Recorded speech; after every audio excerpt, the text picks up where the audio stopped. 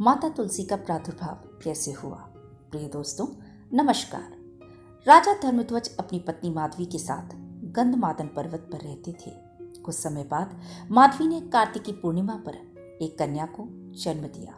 कन्या का मुख शरद पूर्णिमा के चंद्रमा के समान मनोहर था। उसके नेत्र शरतकालीन प्रफुल्ल कमल के समान सुंदर थे।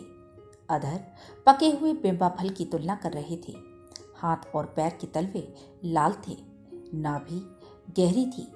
शीतकाल में उसके संपूर्ण अंग गर्म रहते और उष्ण काल में वह शीतलांगी बनी रहती थी। उसकी कांति पीले चंपक की तुलना कर रही थी। स्त्री और पुरुष उसे देखकर किसी के साथ तुलना करने में असमर्थ थे। अतएव विद्वान पुरुषों ने उसका नाम तुलसी रखा। जन्म लेते ही कन्या सुयोग्या बन गई। लोगों के मना करने पर भी उसने बद्रीवन में जाकर कठिन तपस्या करने का निश्चय किया।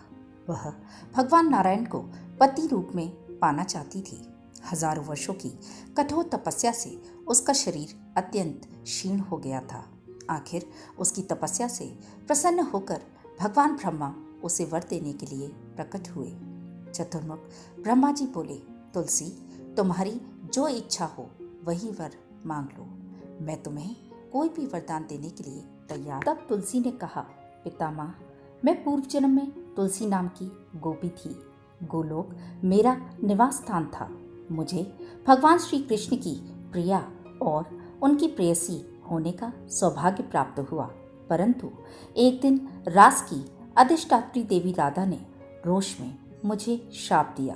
तुम मानव योनि में उत्पन्न हो। यह सुनकर गोविंद मुझसे बोले, देवी, तुम भारतवर्ष में रहकर तपस्या करो। ब्रह्मा तुम्हें वर देंगे जिससे तुम श्री विष्णु को पति के रूप में प्राप्त करोगी। कृष्ण के वचन के बाद मैंने वह शरीर त्याग दिया और फिर भूमंडल पर उत्पन्न हुई। मैंने यह तपस्या भगवान नारायण को पति रूप में प्राप्त करने के लिए की थी। अब आप मेरी अभिलाषा पूर्ण करने की कृपा करें।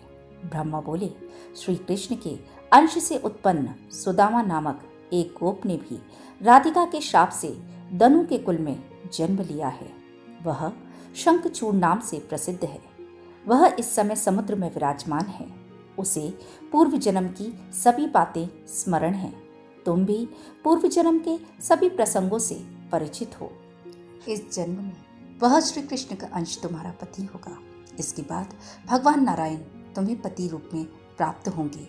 लीलावश वे नारायण तुमको शाप देंगे, जिसके कारण तुम्हें वृक्ष बनकर भारत में रहना पड़ेगा और समस्त जगत को पवित्र करने की योग्यता तुम्हें प्राप्त होगी। संपूर्ण पुष्पों में तुम प्रधान मानी जाओगी। भगवान विष्णु तुम्हें प्राणों से भी अधिक प्रिय मानेंगे। तुम्हारे बिना पूजा निष्फल समझी जाएगी। वृंदावन में वृक्ष रूप में रहते समय लोग तुम्हें वृंदावनी कहेंगे। तुमसे उत्पन्न पत्तों से गोपी और गोपों द्वारा भगवान माधव की पूजा संपन्न होगी। तुम मेरे वर के प्रभाव से वृक्षों की अधिष्ठात्री देवी कहलाओगी। ब्रह्मा की अमर वाणी सुनकर तुलसी हर्षित हो गई। उसने ब्रह्मा को प्रणाम किया और बोली, पितामह, दो भुजा से शोभा पाने वाले श्याम सुंदर भगवान श्री कृष्ण को पाने के लिए मेरी जैसी अभिलाषा है, वैसी चतुर्भुज श्री विष्णु के लिए नहीं है। परंतु उन गोविंद की आज्ञा से ही मैं चतुर्भुज श्री हरि के लिए प्रार्थना करती हूँ। भगवान, आप ऐसी कृपा करें कि उन्हीं गोविंद को मैं पुनः प्राप्त कर सकूं। साथ ही मुझे राधा के भय से भी मुक्त कर दीजिए। ब्रह्मा जी बोले, मैं राधा के षोडक्षर मंत्र का उपदेश तुम्हें देता हूँ। तुम इसे हृदय में धारण कर लो। इसके प्रभाव से तुम राधा को प्रिय हो जाओगी।